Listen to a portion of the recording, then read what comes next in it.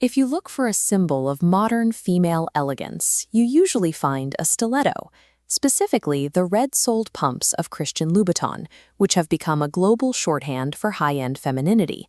But for the first 1,000 years of its history, this silhouette had no connection to women at all. The high heel was originally built as a specialized piece of military hardware, a highly functional, masculine weapon of war.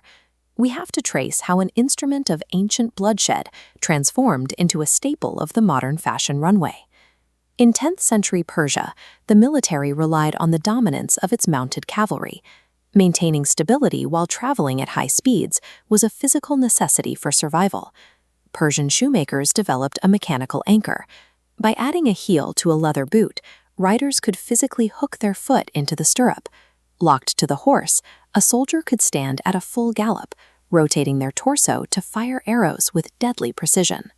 During this era, wearing heels was a marker of military prowess and peak masculinity.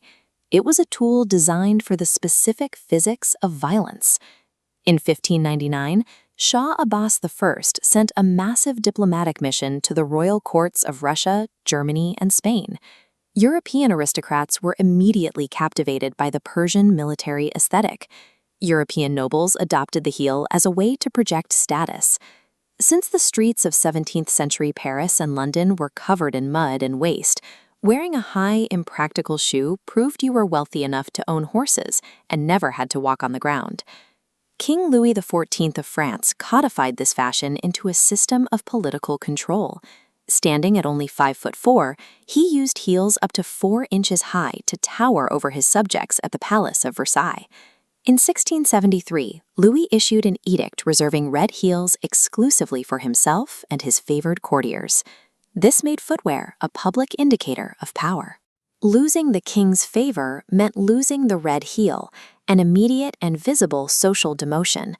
The high heel had transitioned from a physical anchor on the battlefield to a psychological lever in the palace.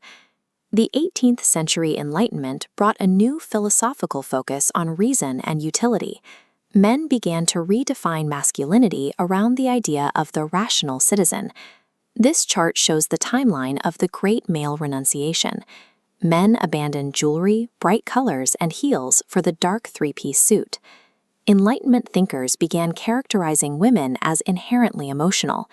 Consequently, the decorative, impractical elements men discarded were reframed as exclusively female traits. Because the high heel was painful and made walking difficult, it became a tool to reinforce this new gender divide. By leaving the heel to women, it physically signaled that they were unsuited for the rational work of the public sphere.